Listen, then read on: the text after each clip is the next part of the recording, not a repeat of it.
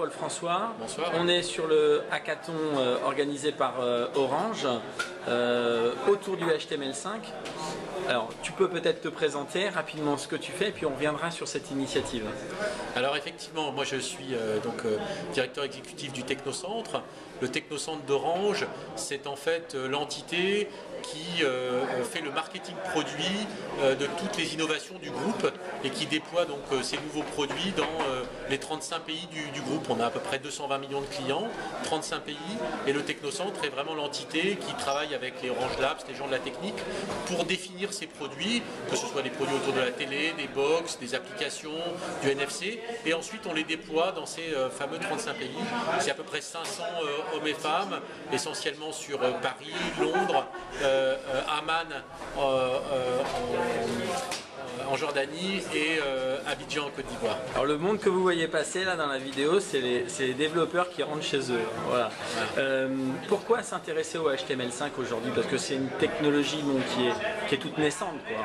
Alors le HTML5 effectivement c'est tout naissant, mais nous on est vraiment des believers du HTML5. C'est une technologie qu'on défend et qu'on pousse, et le hackathon qu'on fait aujourd'hui c'est aussi une pierre supplémentaire à toute une brique et toute une stratégie. On a fait des annonces au Mobile World Congress avec Facebook sur justement le support d'HTML5, avec aujourd'hui, on l'a vu au hackathon, avec Intel et Samsung qui sont présents. On est aussi des supporters de Tizen qui est vraiment sur HTML5.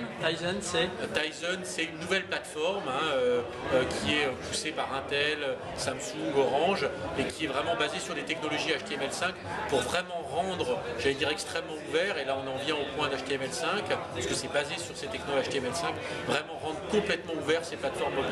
Voilà, c'est une de ses particularités, c'est qu'elle sera complètement ouverte à tous les gens qui font partie de cet écosystème. Voilà, exactement. Et donc, pourquoi HTML5 pour Orange et pour les opérateurs, c'est qu'aujourd'hui, les opérateurs, c'est vrai qu'on a encore parfois des images d'opérateurs qui sont dans des mondes fermés. En fait, un opérateur aujourd'hui, c'est vraiment devenu un supporter de l'ouverture. Et le monde s'est retourné un peu. Mais c'est vrai qu'on a des écosystèmes qui sont devenus puissants, des écosystèmes d'Apple, de Google, de Microsoft et d'autres. Et nous, notre métier, c'est d'accompagner nos clients dans ces écosystèmes et de leur permettre d'évoluer dans ces écosystèmes, de gérer aussi une complexité de différents écosystèmes pour qu'ils retrouvent leur service Orange ou le service de nos partenaires sur l'ensemble de leur plateforme, qu'ils puissent passer d'un écosystème à un autre de façon fluide. Et on pense que justement HTML5 va vraiment simplifier ça pour faire en sorte que nos clients puissent encore une fois gérer des plateformes hétérogènes, des services sur ces différentes plateformes, en ayant le moins de complexité et le plus de cohérence possible entre les différents terminaux. Est-ce que tu penses que dans les années qui vont venir, en fait, le monde des applications et le monde de ces web apps, ce monde ouvert sur le web, va coexister, ou il peut y avoir un basculement et de se dire finalement on va rester sur du web parce que ça peut être plus simple? C'est difficile à dire aujourd'hui. C'est clair que nous, on est persuadés que d'abord les web apps vont devenir quand même un élément central, en particulier si elles ont ce potentiel qu'offre HTML5, d'avoir une ergonomie qui ressemble extrêmement fort à une app, d'avoir aussi, avec un bon travail d'intégration avec par exemple des OS comme Tizen, une vraie qualité de réponse en tant que telle, et puis surtout donc cette universalité des différents écosystèmes qui est le but ultime et l'objectif final d'HTML5. Donc on pense que si on arrive à faire ça, et c'est pour ça qu'on est, j'allais dire, assez poussé sur ce sujet, on aura vraiment un développement de ces HTML5. Il n'est pas impossible, quand on a des nouveaux écosystèmes qui se créent, forcément le modèle un peu vertical est assez puissant, c'est toujours comme ça dans l'industrie, et même les opérateurs ont développé ça comme ça au début, parce que si vous voulez apporter une vraie proposition de valeur, il faut d'abord être cohérent et intégrer cet écosystème, et puis on voit que plus ça se développe ensuite, plus il y a un intérêt à l'ouverture, et plus à ce moment-là se développe de la normalisation, se développe ce type de technologie, et donc HTML5 devrait permettre de faire ça. Très bien. Il y a une actualité bouillante en France là, depuis quelques mois avec les box chez différents FAI. Est-ce qu'on peut s'attendre à une révolution au niveau des box dans les années qui viennent? On parle beaucoup de la domotique.